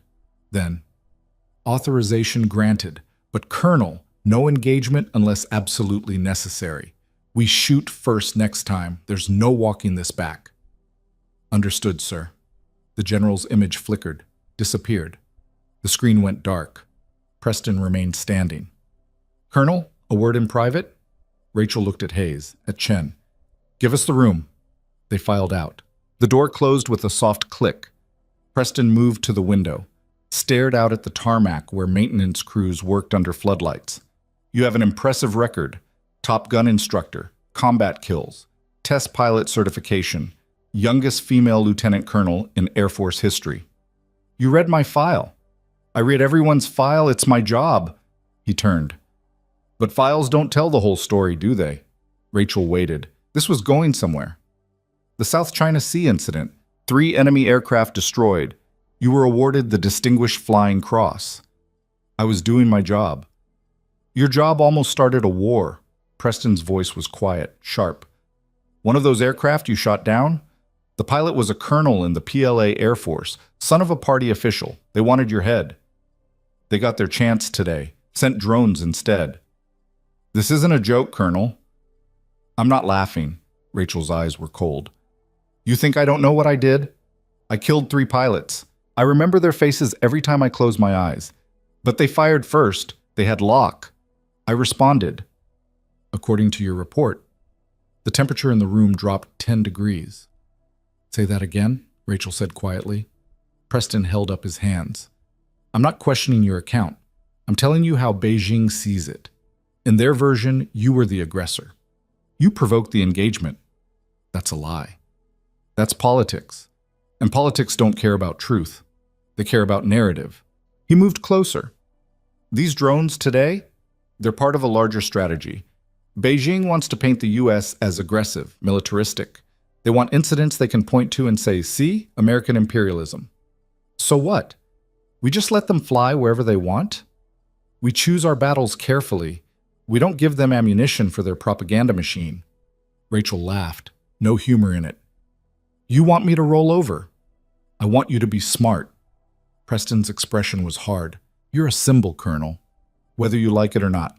First female pilot to shoot down enemy aircraft in combat. Every decision you make gets scrutinized. Every action gets magnified. Then they should scrutinize this. I defended U.S. airspace. I followed ROE. I did my job. She moved toward the door. Now, if you'll excuse me, I have a base to defend. Colonel Cole.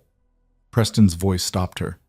The people who called you today, they didn't choose you randomly. They know your history, your temper. They're trying to provoke you into making a mistake. Rachel's hand paused on the doorknob. I don't make mistakes in the cockpit. Everyone makes mistakes. The question is whether you recognize them before they kill people. She left without responding, stepped into the hallway where Hayes and Chen waited. What did he say? Chen asked.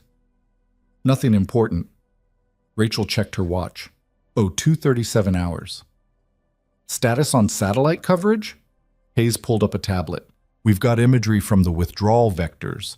There's a facility approximately 70 miles east of here, abandoned industrial complex, but thermal shows recent activity. Show me. They moved to the operations room, the main screen populated with satellite imagery, grainy, heat signature overlays showing multiple sources. That's where they launched from, Rachel said with certainty.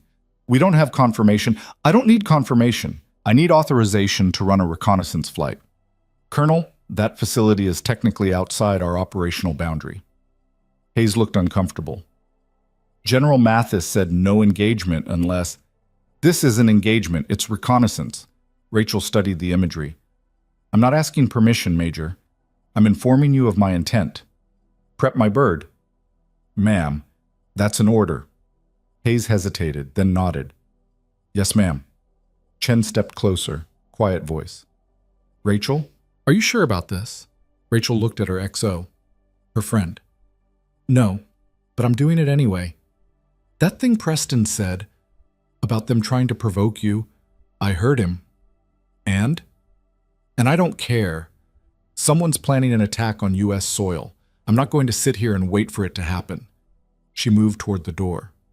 You have operational command while I'm airborne. Anything happens, you know what to do. Don't get shot down. Rachel almost smiled. Wasn't planning on it. The tarmac was quiet. Most of the base was asleep, only essential personnel moving through the darkness like shadows. Her Raptor sat waiting, already prepped, already armed. Rachel climbed the ladder, settled in. The cockpit wrapped around her like a second skin. Startup sequence. Systems check. Weapons hot. Tower, Viper 1. Request departure for reconnaissance flight. A pause. Then, Viper 1 Tower. You're not on the flight schedule. Priority override. Authorization code, Victor Tango 779er. Another pause. Longer. Someone was making calls, checking. Viper 1, you're cleared. Winds are calm. Field is yours. Rachel released brakes. The Raptor rolled forward. No turning back now. The takeoff was smooth, practiced. She'd done this 1,000 times. Would do it 1,000 more if she lived that long. At Angels 25, she leveled off. Checked her navigation. The facility was 43 minutes away at current speed. 43 minutes to think about Preston's warning. About being provoked. About making mistakes. Her radio crackled. Chen's voice. Viper 1, Ops. Be advised. We're picking up encrypted communications on the same frequency as earlier. They know I'm coming. Appears that way. Want me to scramble back up? Rachel checked her threat displays. Clear. For now. Negative. I'm going in quiet. Anything changes, you'll be the first to know. Copy. Viper 1, be careful. Always am. The desert scrolled beneath her, invisible in the darkness, only visible through infrared and instruments.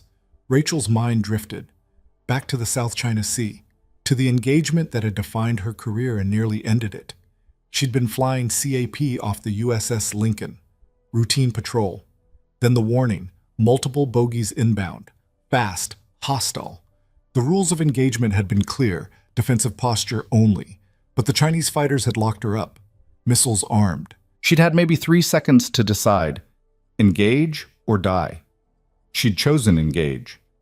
3 aircraft down, 3 pilots dead, and every night since she saw their faces, imagined their families, wondered if they'd had wives, kids, people who missed them. War wasn't clean, wasn't heroic, it was just necessary, sometimes. Viper 1, Ops, you're approaching the target area. Thermal is showing increased activity. Rachel shook off the memories. Focused. Copy. Beginning reconnaissance run. She descended, dropped to 5,000 feet, low enough to get good imagery, high enough to evade ground fire if it came. The facility appeared on her targeting screen, large, industrial, multiple buildings arranged around a central courtyard. And movement, lots of movement. Ops, Viper 1, I've got multiple heat signatures, vehicles, personnel. This place is active.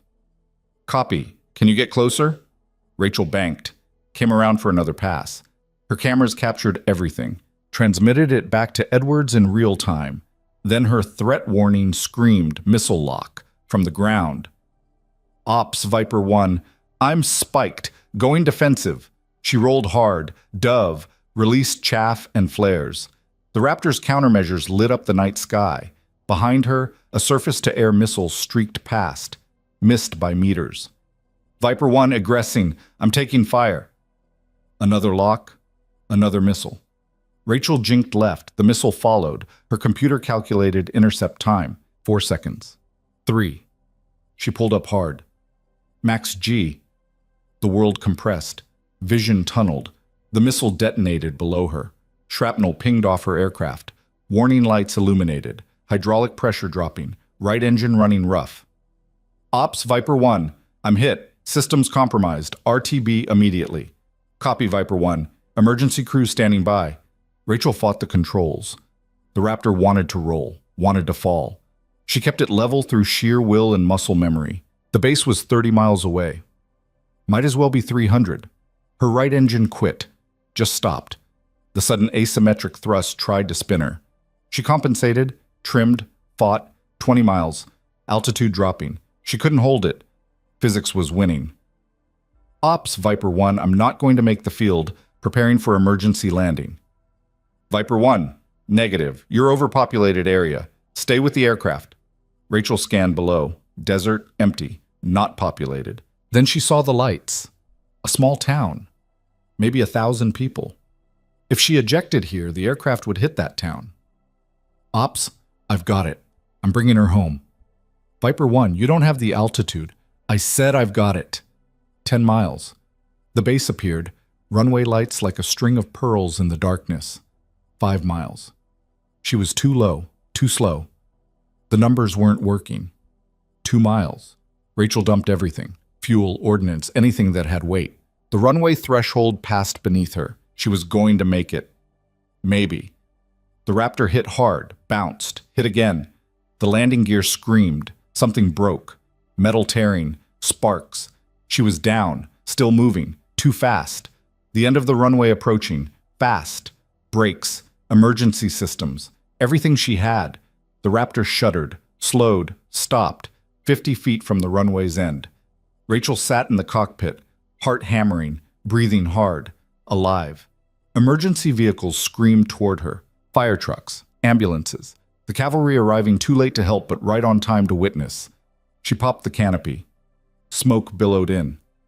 Electrical, hydraulic fluid, the smell of near disaster. Hayes was first up the ladder. Colonel, are you hurt? I'm fine. The bird's not. Rachel unbuckled, stood on shaky legs. Someone want to tell me how a Chinese facility has SAM systems on U.S. soil? That's not U.S. soil, ma'am. You crossed into Mexico. About 15 miles over the border. Rachel froze. What? The facility. It's in Mexico. You pursued beyond operational boundaries. The weight of that hit like a second missile strike. She'd violated Mexican airspace. While armed, while conducting military operations, Preston's words echoed. Everyone makes mistakes. Get me General Mathis, Rachel said quietly. Now. The debrief took 4 hours. Rachel stood the entire time, refused to sit, refused to show weakness. Mathis was furious, not yelling, worse, disappointed.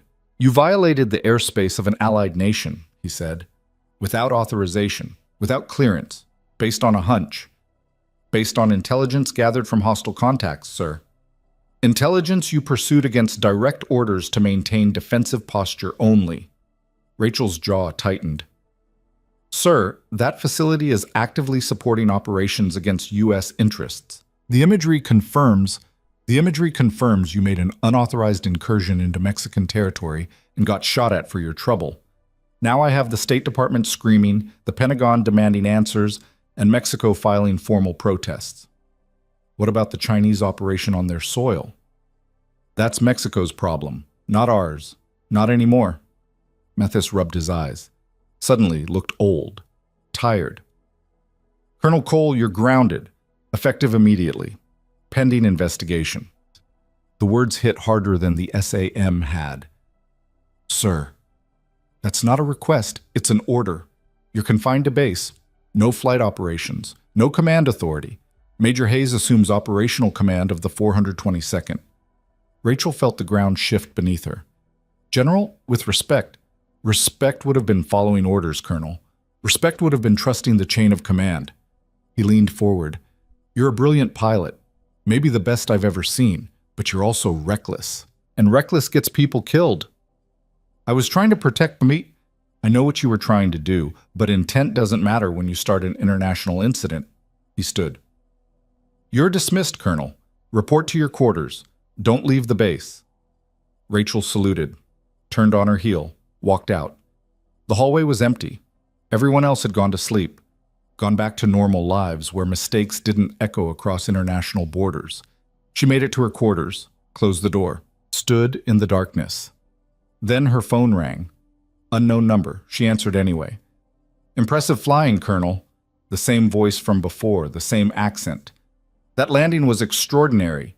Most pilots would have ejected. Rachel's hand clenched around the phone. What do you want? To talk, pilot to pilot. You and I, we're not so different. We're nothing alike. No? We both serve our countries, both sacrifice, both make impossible choices in seconds that others agonize over for days. You tried to kill me. You entered sovereign airspace while armed. We defended ourselves, just as you would have done. A pause. But I'm not calling to debate. I'm calling to warn you. Warn me about what? About tomorrow. I told you it would be different. I meant it.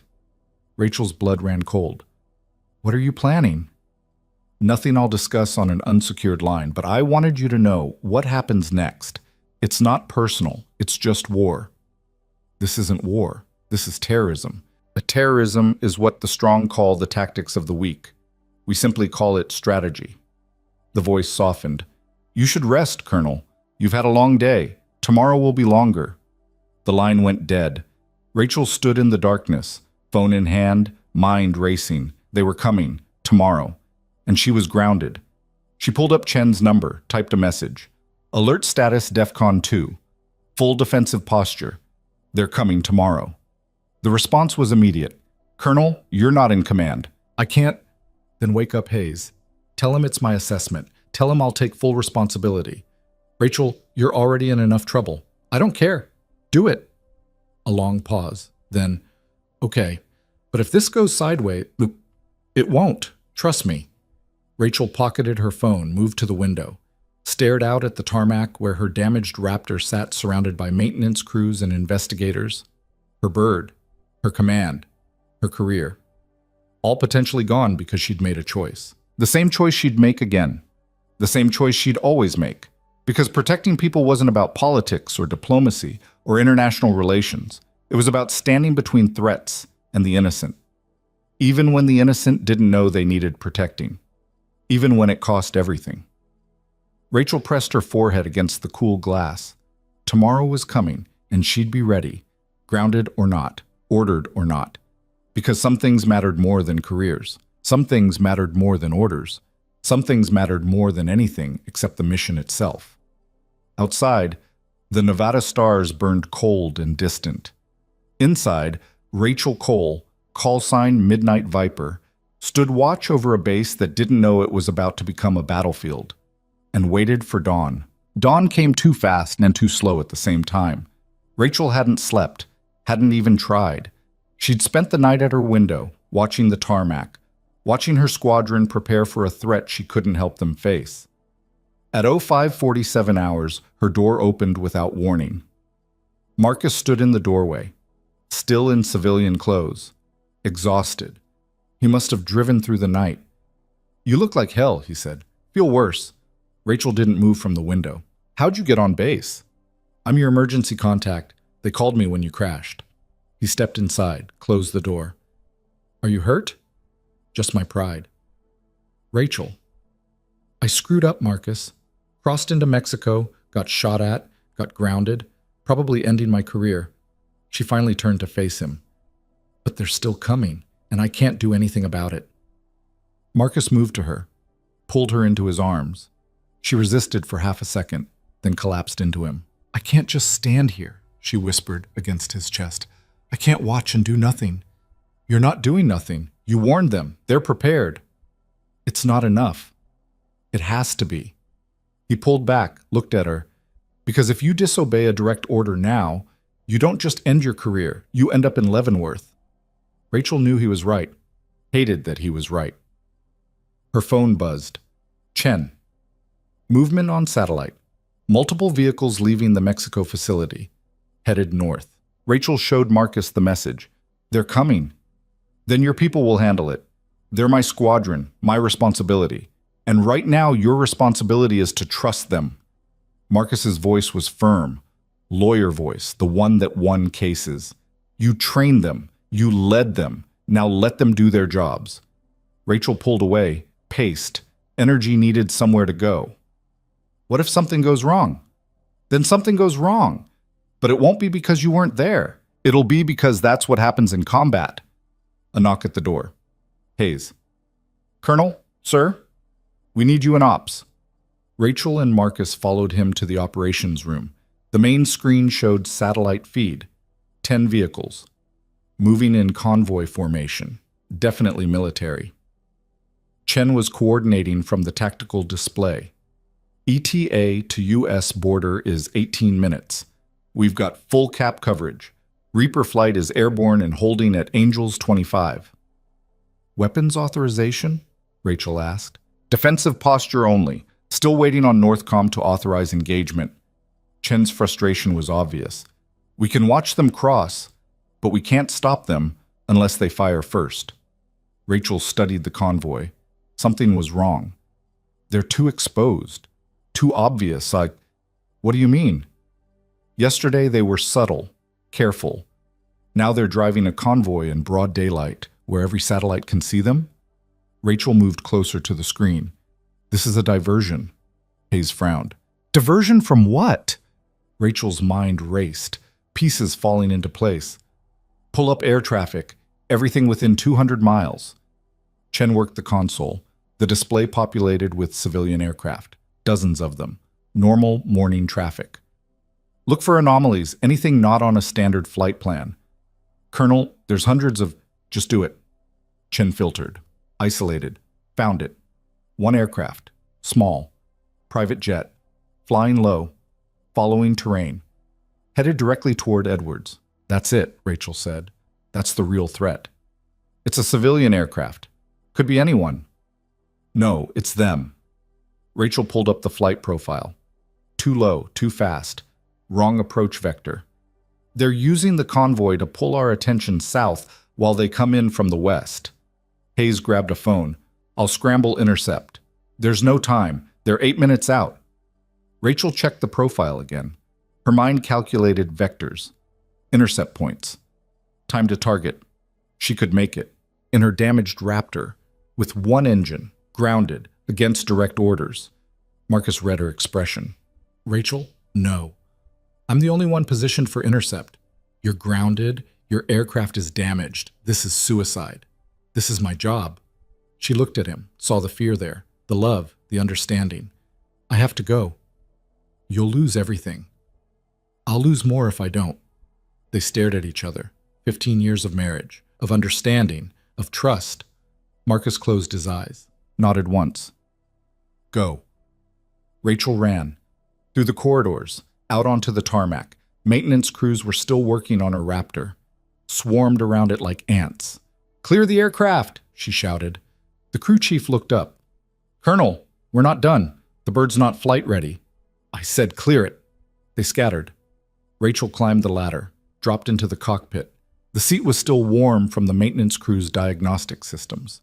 Startup sequence. Half the indicators were red. Damaged systems. Compromised flight controls. She'd flown worse. Tower frequency crackled to life. Viper 1 tower, you are not cleared for departure. Repeat, you are not... Rachel switched frequencies, dialed into Reaper Flight's tactical channel. Reaper Flight Viper 1, I have an inbound bogey bearing 270, Angels 5, fast mover, possible hostile. Chen's voice came through, sharp. Viper 1, you're grounded. Return to... No time. Intercepting now. She released brakes. The Raptor lurched forward. Uneven. The damaged landing gear protesting. Behind her, emergency vehicles screamed. Too late. Rachel pushed throttle. The left engine roared. The right one coughed, sputtered, caught. Not full power, maybe 60%. It would have to be enough. Rotation speed approached. The Raptor wanted to pull left. She compensated. Pulled back. Liftoff. The damaged gear retracted with sounds that promised future problems. Rachel ignored them. Climbed. 5,000 feet. 10,000. 15. Viper 1 ops. The bogey is 7 minutes from base perimeter. If it's hostile, it's hostile. Rachel armed weapons. Half her systems were offline. But the missiles worked. That's all that mattered. She pushed the engines. Both screamed. The right one's temperature climbed into the red. 6 minutes. The bogey appeared on her radar. Small. Fast. Definitely not civilian. Bogey, this is U.S. Air Force. Identify yourself immediately. No response. 5 minutes. Rachel closed the distance. Her HUD locked on. Targeting solution calculated. Then the bogey's bay doors opened. Something dropped. Small. Dark. Free-falling toward the desert below. Ops, Viper 1. Bogey just released something. Could be ordnance. Could be... The object sprouted wings, adjusted course, headed directly toward Edwards. A drone. Loaded with something. Nothing good. Viper 1, engage. Repeat, weapons free. Engage! Rachel fired. The missile streaked away. Brilliant white against blue sky. The drone jinked, evaded. Her missile passed harmlessly by. 4 minutes. She fired again. Same result. The drone was too agile, too small. Viper 1, Reaper 3. I have a shot. Coming around on your 6. Negative, Reaper 3. Stay on the convoy. This one's mine. Rachel dove. Positioned herself between the drone and the base. If she couldn't shoot it down, she'd ram it. 3 minutes. Her right engine quit, just died. Temperature had peaked. Something critical had failed. The Raptor yawed hard. Rachel fought it, compensated, kept position. 2 minutes. The drone was directly ahead, closing fast. Rachel's hand moved to the cannon, 20 millimeter, old school, unreliable at range. But this wasn't range anymore. This was point blank. She squeezed the trigger. Tracers reached out, found target. The drone shuddered. Pieces flew off, but it kept coming. 1 minute. Rachel fired again. Held the trigger down. Ammunition counter-dropping. Hitting. Definitely hitting. The drone's wings separated. It started to tumble. 30 seconds. Not enough. It was still on trajectory.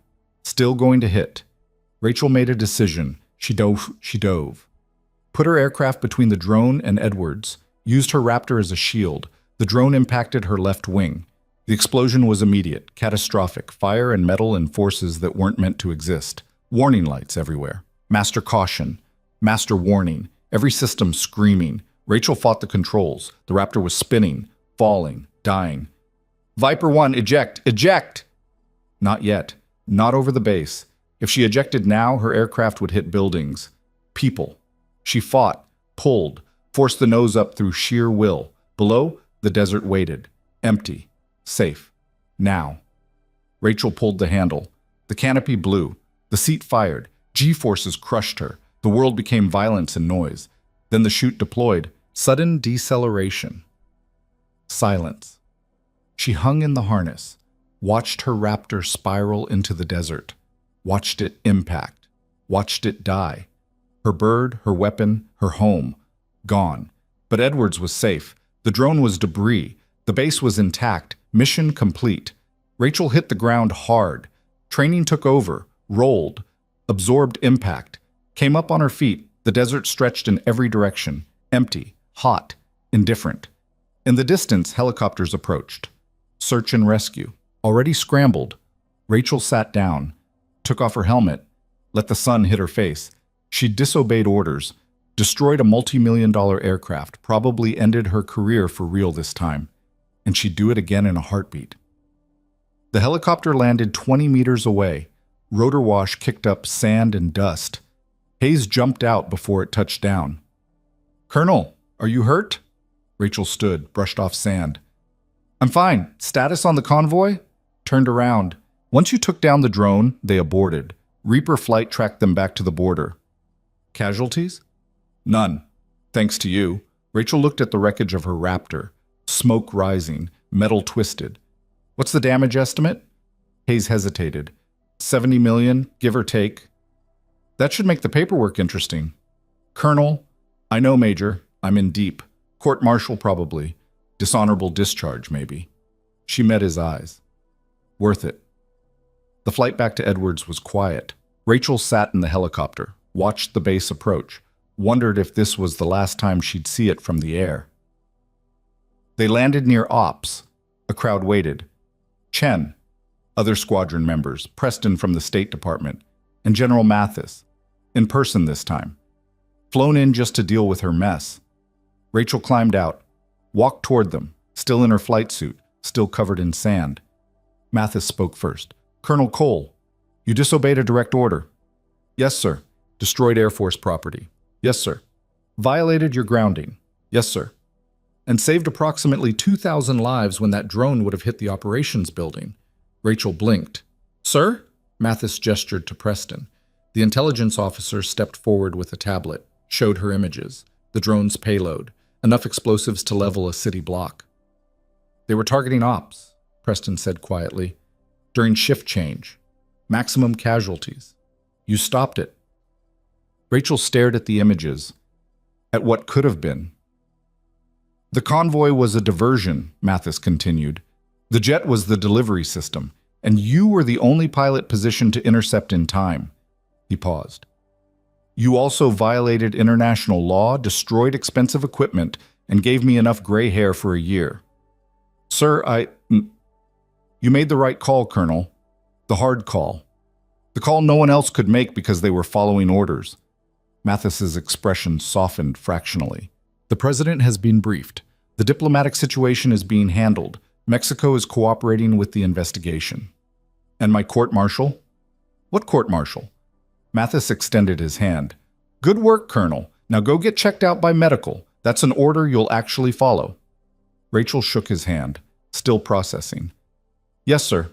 She turned, found Marcus in the crowd. He was crying, not bothering to hide it. She went to him, let him hold her, let herself be held. "You're okay," he whispered. "You're actually okay." "I'm grounded. Again. Probably forever this time. I don't have an aircraft." "I don't care. You're alive. That's enough." Chen approached. "Colonel, the squadron wants to see you. When you're ready." Rachel nodded, followed her XO to the hangar where Reaper flight waited. 8 pilots. Her people. They stood at attention when she entered, saluted. Rachel returned it. "At ease. Someone want to tell me how the rest of the operation went?" Captain Sarah Chen stepped forward. "The convoy reached the border, stopped, then turned around. We tracked them via satellite back to the facility. Mexican authorities have been notified. Joint operation is being planned." "Good. Anyone injured?" "No, ma'am. Clean operation." "Then you did well. All of you." Rachel looked at each of them. "I won't be flying with you for a while, maybe ever again. But you're ready. You don't need me." "With respect, ma'am," one of the younger pilots said. "We'll always need you. You taught us what it means to be a fighter pilot." "I taught you tactics. You brought the rest yourselves." They stood in silence, understanding passing between them, the kind that only came from shared experience, shared danger. "Dismissed," Rachel said quietly.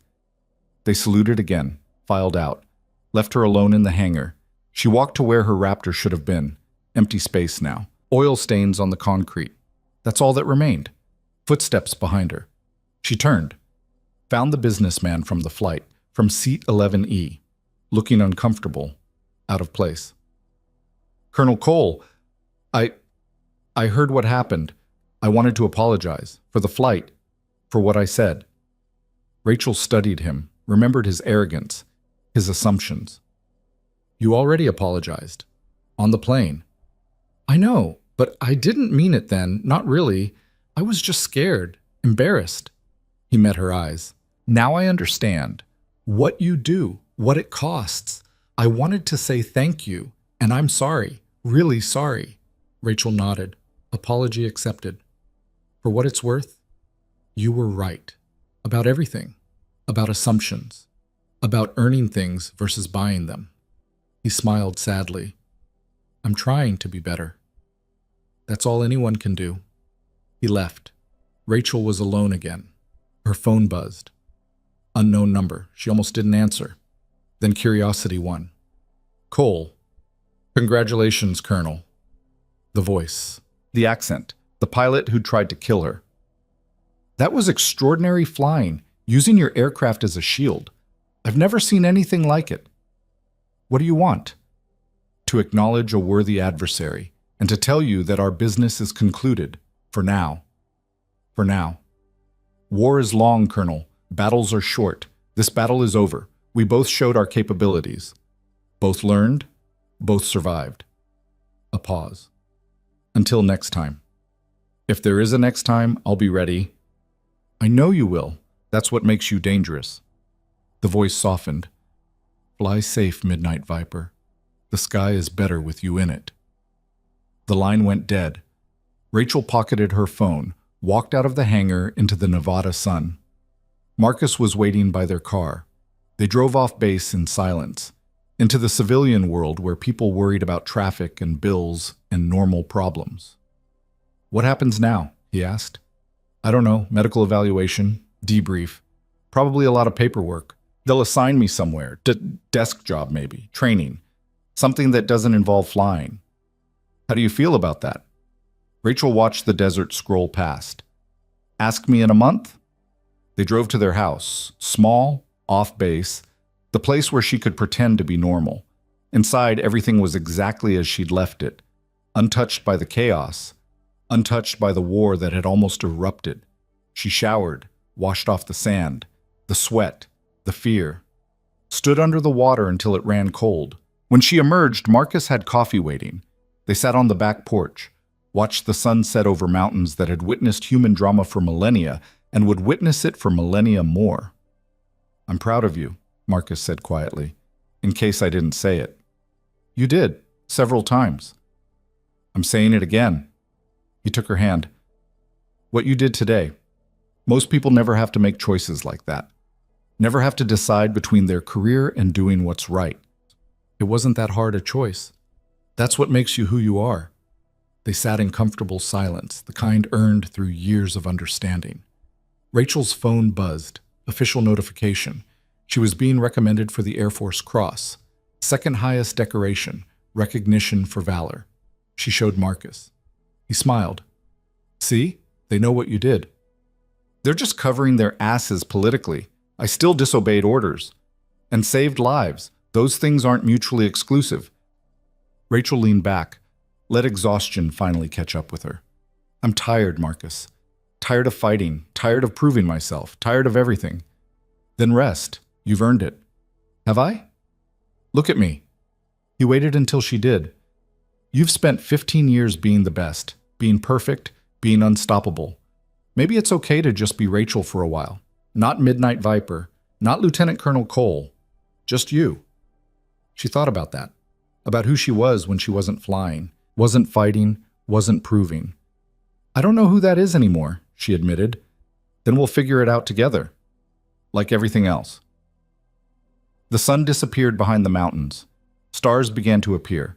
The same stars she'd flown beneath, fought beneath, nearly died beneath.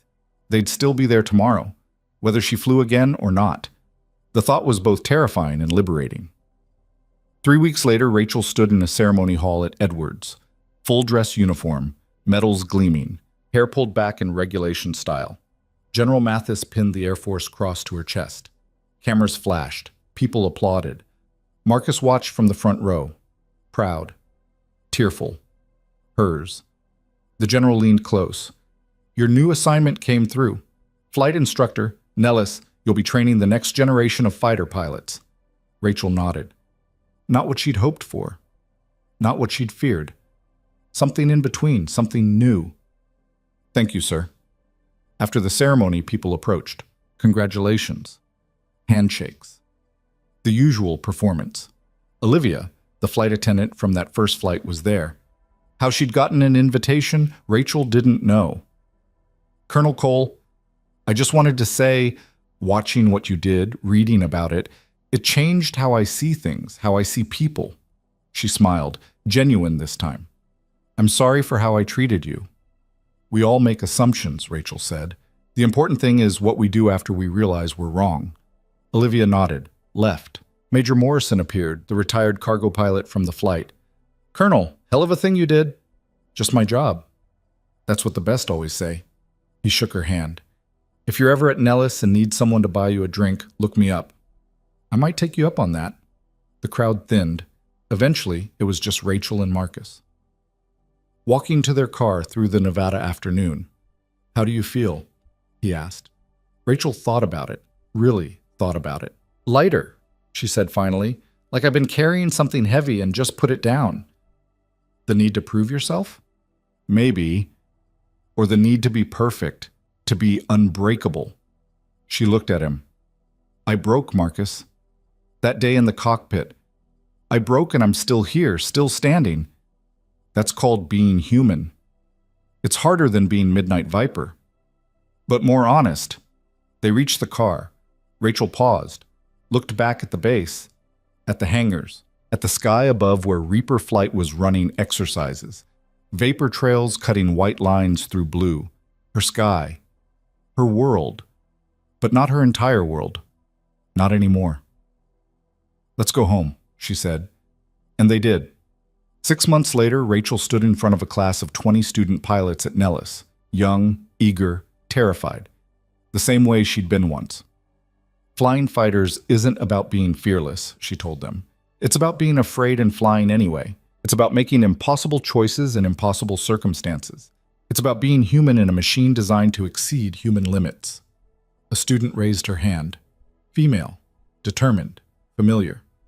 Colonel Cole, how do you deal with people who say you don't belong? Rachel smiled.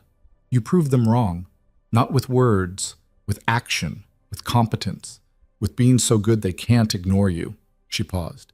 And when that doesn't work, you do it anyway. Because your worth isn't determined by their acceptance. It's determined by your commitment to the mission. The student nodded, sat back. Rachel continued the lesson. Tactics, strategies, the technical knowledge that kept pilots alive. But more than that, the wisdom that kept them human. After class, she walked to the flight line, watched the exercises, the students practicing what she'd taught, making mistakes, learning, growing. Her phone buzzed.